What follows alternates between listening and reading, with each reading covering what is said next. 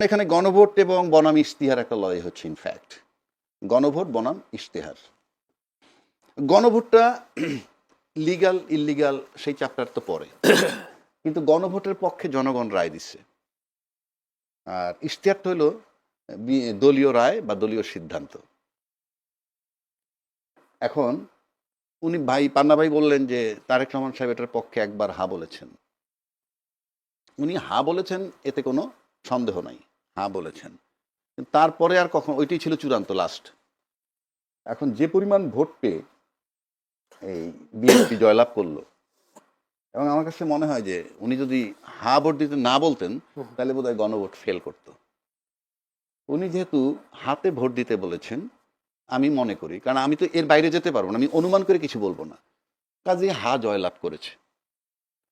হা জয়লাভ করলে এখন তাদের জন্য এটা অব্লিগেটরি, কারণ আপনি তো প্রধানমন্ত্রী হয়ে যাওয়ার পর, উনি এখনো ওত নেন নাই, বাট প্রধানমন্ত্রী তো আপনার মাধ্যমে আবারও তাকে একবার শুভেচ্ছা জানাচ্ছি, কারণ আমাদের তো ফোরাম নাই জানানোর। এবং জনাব তারেক রহমান সাহেব আমি আবার একটু অভিবাদন জানাই যে আজকে ওনার জন্য এই গণভোটটা আমি মনে করি পাশ করেছে। এখন সেই হিসাবে গণভোট যে এক্সিকিউশন, ওইটার আলোকে সংবিধানকে সংস্কার করাটা আমি মনে করি তাদের জন্য, মানে যদি আদর্শগতভাবে চিন্তা করেন, নৈতিকভাবে চিন্তা করেন, তাইলে তাদের জন্য এটা টু সাম এক্সটেন্ট তাদের দায়িত্বের ভিতরে পড়ে। এখন আসেন 2/3 মেজরিটি ওনার পার্লামেন্টে গেছেন, মানলাম না গণভোট, সেটা অন্য কথা, মানলাম না ইশতেহার যেটা ওনারা দিচ্ছেন, কথার কথা, কারো কিছু করার নাই। বাট আমরা যে বিগিনিংটা চাইছিলাম যে একটা শক্ত বিরোধী দল গেছে, কারণ আমি ভোটের রেশিওতে যদি বলি, সিটের রেশিওতে 213টা তারা বিএনপি, জামাত পাইছে 66টা, ওরা পাইছে 6টা। সিটের রেশিওতে কিন্তু তাও স্ট্রং, কিন্তু ভোটের রেশিওতে কিন্তু অনেক ভোট পেয়েছে। সেই হিসাবে কিন্তু জনমত একটা বিশাল ব্যাপার, তার মানে বিরোধীদের পক্ষে একটা জনমত আছে।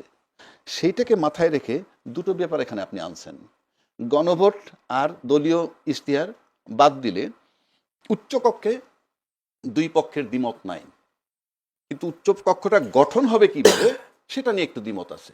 উচ্চ কক্ষটা কি গণভোটের আলোকে হবে, গণভোটের যে সিদ্ধান্ত তার আলোকে, নাকি দলীয় ইশতেহার মোতাবেক? দলীয় ইশতেহার মোতাবেক হলে সহজ বাংলা, নিম্ন কক্ষে তারা পাইছে 2/3 মেজরিটি, উপরেও তারা পেয়ে যাবে 2/3 মেজরিটি। আর যদি গণভোটের আলোকে আসেন তাহলে তাদের সিট হবে পাশাপাশি, ধরেন অলমোস্ট 50-50, অলমোস্ট।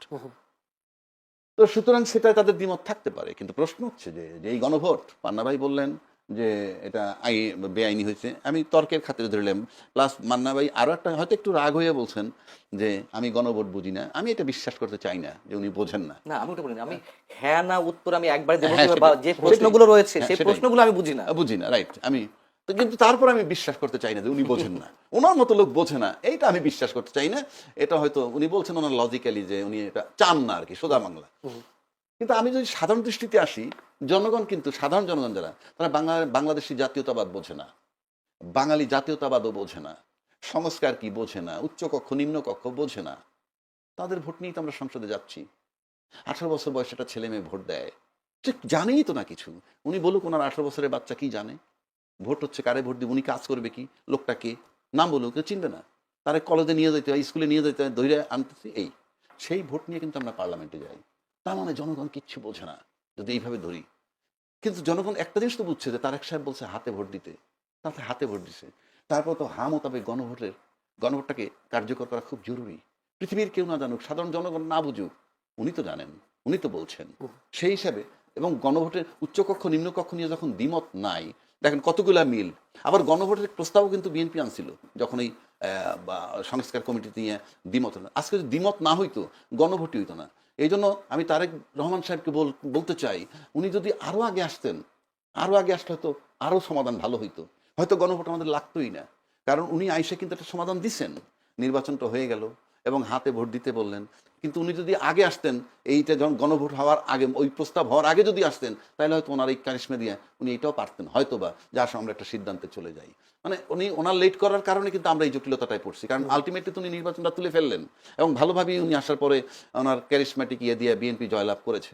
এই সব কিছু মিলাইলে আমি যেটা সিম্পল মনে করি যে এখন গণভোটকে আপনি কোনোভাবে বেআইনি এই কারণে বলতে পারবেন না, number one, it was signed by the politician, political parties. Number two, NCP দেয় নাই স্বাক্ষর, আজকে দিতে যাচ্ছে। এনসিপি সম্পর্কে মানুষের ধারণা কি, সে কিন্তু জুলাই সনদে স্বাক্ষর সেদিন না করলেও মানুষ এইটা বিশ্বাস করে না ওনারা জুলাই সনদ চায় না। আর যারা স্বাক্ষর করছে তারা স্বাক্ষর করা সত্ত্বেও মানুষ আস্থায় নিতে চায় না যে তারা জুলাই সনদ মানতে চায়। যদি তাই হয় তাহলে এই বিতর্কগুলো আসতেছে কেন? গণভোটে হা হয়ে গেছে, তারপরে কথা চলছে কেন? ভুল শুদ্ধ যাই হোক, ম্যান্ডেট বাই দ্য পিপল, এবং সবচেয়ে বড় দল যিনি ক্ষমতায় আসছেন তার হায়ের উপরে জনগণ বিশ্বাস করে আস্থা রেখে দিছে। এখন শুরুতেই যদি আমাদের আস্থা নিয়ে ক্যারিকেচার শুরু হয়, কিংবা কোনো রকম কালক্ষেপণ শুরু হয়, কিংবা সন্দেহ তৈরি হয়, 5টা বছর কিভাবে যাব সেটা নিয়ে আমি চিন্তিত। ফাইনালি যদি স্পিকার, যেমন স্পিকার পদত্যাগ করছে, স্পিকার কোথায় আছে আমরা জানি না, বাট উনি পদত্যাগপত্র দিচ্ছেন এইটুকু আমরা জানি। প্লাস ডেপুটি স্পিকার মানে হি ইজ ইন কাস্টডি, জেলখানা। তো আপনি তো ধরেন এই মুহূর্তে সে বোধহয় বিয়ের আসামি, একটা হত্যা মামলার আসামি হিসেবে উনি আছেন। তো আমি যতটুকু বিধান, হত্যা মামলার আসামি থেকে দিয়ে তো আপনার ওথ করাইতে পারেন না। তারপর রাষ্ট্রপতি মনোনীত যাকে করবেন পারেন। আর এরকম ক্ষেত্রে যদি কেউ খুঁজে না পাওয়া যায়, তাহলে গেজেট নোটিফিকেশন হওয়ার পর ইন 3 days সর্বোচ্চ প্রধান নির্বাচন কমিশনার পড়াতে পারে। তাহলে আমি উত্তর পেয়ে গেলাম। সেই হিসাবে কোনো অসুবিধা হচ্ছে না। দ্বিতীয় প্রশ্ন হচ্ছে, জামায়াতের ব্যাপারে একটা হাইব্রিড হচ্ছিল, তারা ক্ষমতায় যাচ্ছে, ফলাফল দেখা গেল কিন্তু উল্টো। জামাতের পরাজয়, এরকম পরাজয় হওয়ার কারণটা একটু বলবেন। কেউ কেউ বলছেন নারীদেরকে অসম্মান করা কিংবা 71-কে স্বীকার না করা, এই বিষয়গুলো প্রভাব পড়েছে নির্বাচনে। না, আমি এবারের নির্বাচনে আমি উল্টোভাবে দেখতে যে আপনার এগুলোর জবাব আমি দিব। তার আগে যদি আপনি আসেন যে এবারের নির্বাচনে সবাই খুশি আমার কাছে মনে হয়। আমি যেখানে ভাই খুশি হতে পারেন, ভাই খুশি হতে পারেন না, আমি ভাইকে সেটা একটু বোঝানোর চেষ্টা করি। উনি তো বলছেন এনসিপি ফ্রম ডে ওয়ান আমি দেখি নাই কেউ অ্যাকসেপ্ট করছে তাদেরকে, মিডিয়ায় বা ইন্টারভিউতে আইনা কেউই না, তাকে যে যাই বলুক ওটা নিয়ে আমার। কিন্তু আলটিমেটলি কিন্তু তারা 6টা সিট পাইছে। তো 6টা সিট যে পাইলো, এতে তাদের খুশি তারা, আমি মনে করি। কেন খুশি?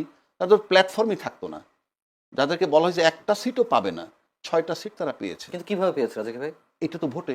আমি তো কাদের ভোটে? না, আমি সাদামাটা দেখে, কাজটা যদি বিএনপি করতো, আমার ব্যক্তিগত ওপিনিয়ন ভাই, আমি ধরেন শেখ হাসিনাকে সরাইছি, আমরা আন্দোলন করছি, সরাইছি, ভালো কথা, যাক।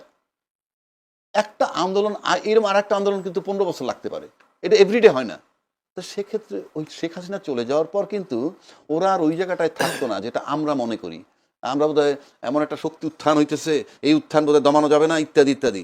আপনি তাদেরকে, বিএনপি কিন্তু অনেক খুচরো দলকে অ্যাকোমোডেট করছে একটা সিট দিয়ে, যাদের নাকি দলের প্রেসিডেন্ট ভাইস সেক্রেটারি নাম পাওয়া যায় না, এদেরকে গিলে ফেলা যাইতো। কীরকম? দিলাম, থাকো, 20টা সিটই দিতাম, 10টা সিট দিতাম, 2টা মন্ত্রণালয় দিতাম, চলে আসতো নিয়ে। আমার ওপিনিয়ন, বিএনপির সাথে তো আমার বনবে না, এটা ওনাদের ব্যাপার। সুতরাং এনসিপি খুশি কেন? তার প্ল্যাটফর্মটা থাকলো। এখন কিন্তু এটা কলেবর বৃদ্ধি করবে সে আস্তে আস্তে। এবারে আসেন জামাত। জামাত এককভাবে তার অর্জন কিন্তু 3টে সিট, আমার জানা মতে এককভাবে 3টে সিট অর্জন তার। আর একবার 14টা পেয়েছে, একবার 18 পেয়েছে, সেটা বিএনপির সাথে একত্রে জোট করে মন্ত্রী হয়েছে 2জন। কাজে আমি এককভাবে যদি যাই ওই জায়গাটায়, 3টার কাছ থেকে যদি সে 66টা আসে, 3/22 68, তাহলে অলমোস্ট 3-23 69, প্রায় 23 গুণ। এটা তার জন্য বিরাট অর্জন। প্লাস 3টা কোথায়, কোন নির্বাচনে পেয়েছিল না কেন?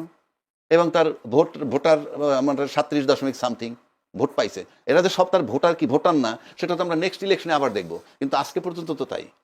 এখন তাহলে সেও খুশি, এবং সে একটা শক্ত বিরোধী দল হয়েছে। আচ্ছা, তারপর উচ্চ কক্ষ নিম্ন কক্ষ লড়াই হইতেছে। আলটিমেটলি যদি দলীয় স্থিরও করেন, তাহলে আমি জানি না কোনটা করবেন, গেল এটা, সে খুশি। আসেন তারপরে বিএনপি, কেন খুশি হবে না? বিএনপি তো আলটিমেটলি ক্ষমতায় গেছে, ক্ষমতায় যখন গেছে এটা খুশি হওয়ার কথাই। এবার আসেন আওয়ামী লীগ, কেন খুশি হবে না আওয়ামী লীগ?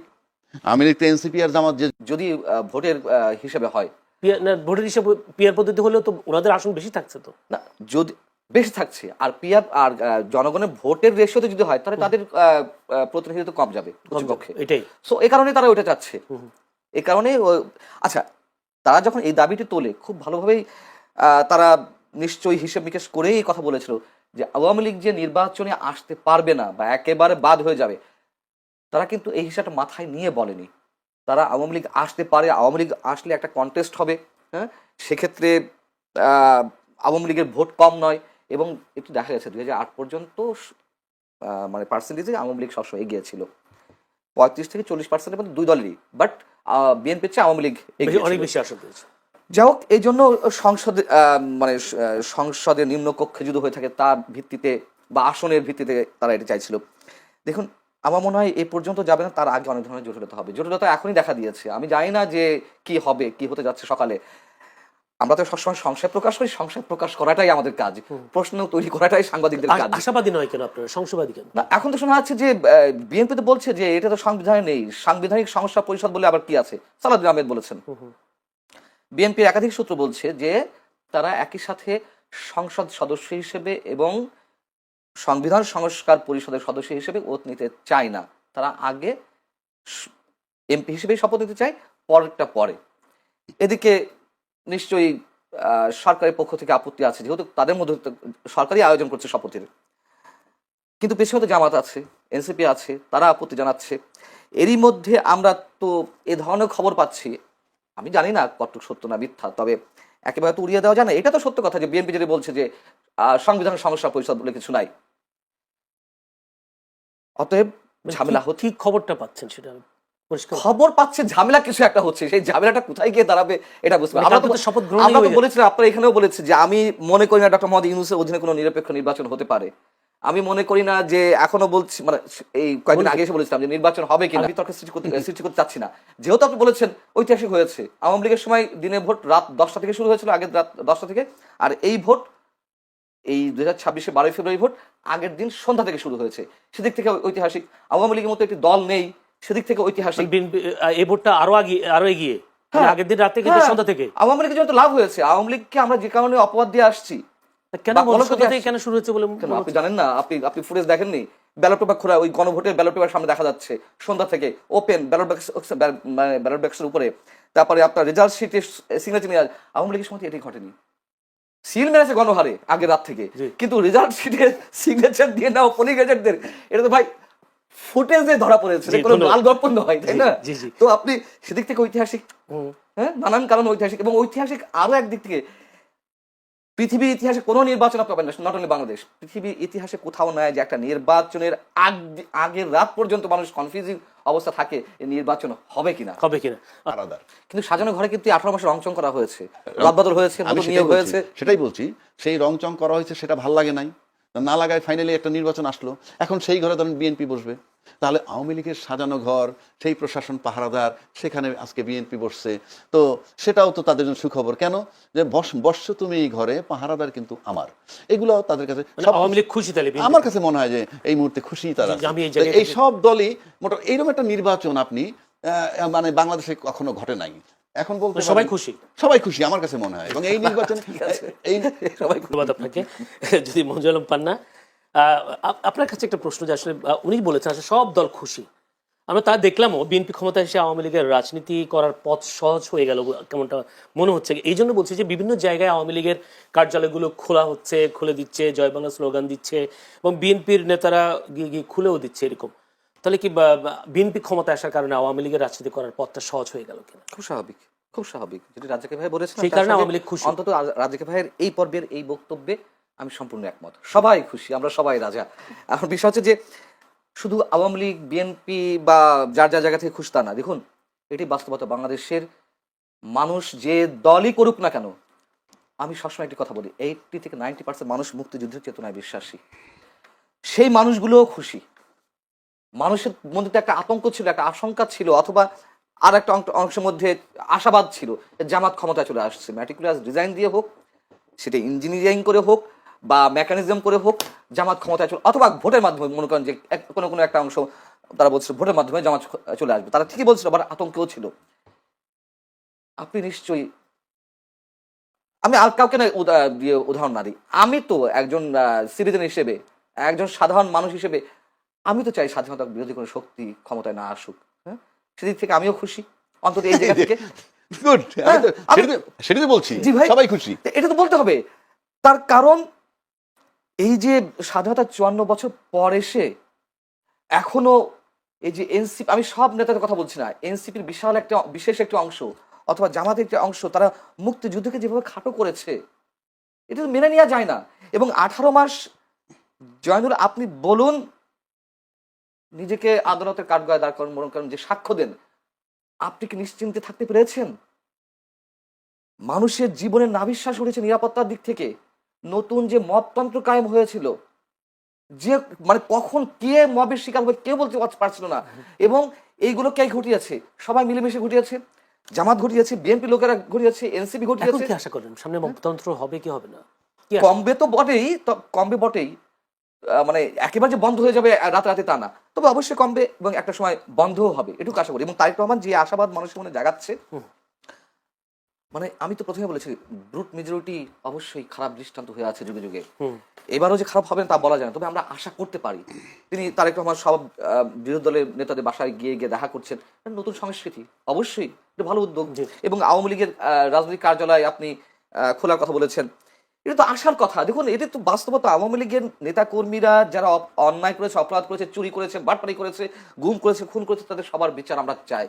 কিন্তু একটা ইনস্টিটিউশন কেন বন্ধ রাখতে হবে, যেটা রাজিক ভাই প্রথমে বলছিলেন, তো খুব স্বাভাবিক আমরা চাই। এবং এই যে টক শোতে যারা আসেন, তাদের এই অংশটাকে বাদ দিয়েন প্লিজ। জি। ওই যে উত্তপ্ত কথাবার্তা বলে, মানে ঝগড়াঝাটি বাধায় দেয়, এবং ওই যে ইনফ্লুয়েন্সিয়াল কথাবার্তা বলে নেগেটিভলি, বাংলাদেশের রাজনীতি নষ্ট হওয়ার পিছনে এই একটা অংশ কিন্তু দায়ী। জি। গণমাধ্যম যেমন দায়ী, এরাও দায়ী। জি। আমরা চাই প্রতিদ্বন্দ্বিতা থাকুক, প্রতিহিংসা না থাকুক। আর একটা প্রশ্ন, সেটা হচ্ছে আপনি নিজেই বলেছেন জামায়াতের মুক্তিযুদ্ধ বিরোধী একটা শক্তি আসুক ক্ষমতা, এটা আপনিও চান না, দেশের মানুষও চায়নি, কিন্তু ভোটের দিক হিসেব করলে জামায়াতের বেশ উত্থান হয়েছে। সেই উত্থানটাকে আপনি কিভাবে দেখছেন, বা এটা এই উত্থানকে আরো বাড়বে নাকি কমবে নানান- বিএনপির এই প্রশাসনিক ক্ষমতার দক্ষতার জন্য কি মনে হয় আপনার? এটা একটা ভ্যালিড কোশ্চেন যে জামাত আরো এগিয়ে যাবে কিনা। আমার মনে হয় জামাত এটি সর্বশেষ সুযোগ ছিল আমার ধারণা মতে, মানে ফোরকাস্টিং এর জায়গাতেও ওইভাবে নিশ্চিত করে বলা যায় না। 23 গুণ ওরা উত্থান হয়েছে। পেয়েছে, তার নানান কারণ আছে। দেখুন, জামাত পরিবার ভিত্তিক রাজনীতি করেছে 18 বছর। সমাজ মানে কি বলে এটাকে, এই শব্দটা আমি ভুলে গেলাম। ওয়েলফেয়ার পলিটিক্স, মানে এটা শব্দটা গ্রাম ভিত্তিক, হ্যাঁ, ওটা তো আছেই। জামাতের রোকন সদস্য সম্ভবত 2008 সালে ছিল 15,000, সেটি বেড়ে হয়েছে, আমি দ্য ডিপ্লোম্যাটের পরিসংখ্যান বলছি, দ্য ডিপ্লোম্যাট বা বাংলাদেশের বিভিন্ন গোয়েন্দা সংস্থার রিপোর্ট অনুযায়ী বলেছে। আওয়ামী লীগের সময় 2023-এর সেপ্টেম্বরে, 2024 7 জানুয়ারি নির্বাচনের আগে 2023-এর সেপ্টেম্বরে দ্য ডিপ্লোম্যাট একটা নিবন্ধ দিয়েছিল, প্রকাশ হয়েছিল। ওইখানে দেখাচ্ছে যে 15,000 থেকে তারা এই 15 বছরে বা 14 বছরে 70,000 সামথিং তাদের কোনো সদস্য হয়েছে। সদস্য হয়েছে। এবং তারা গ্রাম ভিত্তিক কাজ করেছে। দেখুন, এর মধ্যে আরো অনেক কারণ আছে।